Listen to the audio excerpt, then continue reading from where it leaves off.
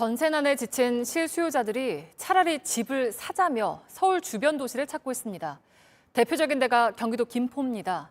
그런데 저희 취재 기자가 직접 현장에 가보니 투기 세력이 이미 집값을 많이 올려놔서 실수요자의 부담은 더 커졌습니다.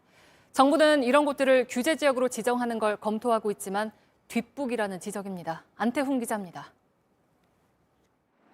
김포의 한 새 아파트입니다. 최근 거래가 이루어진 분양권 계약서를 확인했습니다. 30평대가 7억 3천만 원 정도로 분양가보다 3억 원 비싸게 팔렸습니다. 6.17 대책 직전인 지난 5월과 비교하면 2억 원 넘게 뛰었습니다. 이런 상승세는 풍선 효과의 영향이 크다는 게 현장의 설명입니다. 정부는 6.17 대책 때 북한 접경 지역 등의 이유로 김포를 규제 지역에 넣지 않았습니다. 이후 분양권 전매 제한 등의 규제가 없는 김포에 투기 세력이 몰렸다는 것입니다.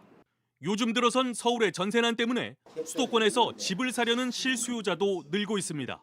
서울에 계신 분들이 집을 못 구하는 상황에서 가까운 김포로 와서 차라리 집을 사서 안정적으로 입주를 해야 되겠다 하는 수요가 많기 때문에. 하지만 이미 가격이 많이 올라 전셋값만으론 사는 게 쉽지 않습니다. 이 때문에 무리해서 대출을 받는 실수요자도 있습니다. 정부는 이처럼 풍선 효과로 집값이 오른 지역들을 규제하는 걸 검토하고 있습니다.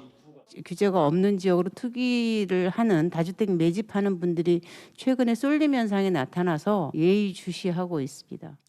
김포와 부산 등이 거론됩니다. 하지만 지난 서너 달간 투기 세력이 훑고 지나간 걸 감안하면 정부가 규제 시기를 놓친 게 아니냐는 지적도 있습니다. 지역민들도 불만입니다. 서울이라든가 그렇게 지금 가격이 올라 있는데 저평가되어 있는 지역으로 오는 그런 사람들은 대출도 안 되고 뭐 어떻게 하라는 얘기, 뭐 전세만 계속 살라 뭐 이런 얘기가 되는 거기 때문에. 이런 가운데 서울에선 전세난이 심해지자 이중 전셋값이 생기는 아파트도 늘고 있습니다. 세입자가 계약갱신 요구권을 쓴 전셋집은 인상폭이 5% 이내로 제한되지만 신규 계약은 전셋값이 크게 뛰면서 많게는 배 가까이 실거래가가 벌어지고 있습니다. JTBC 안태훈입니다.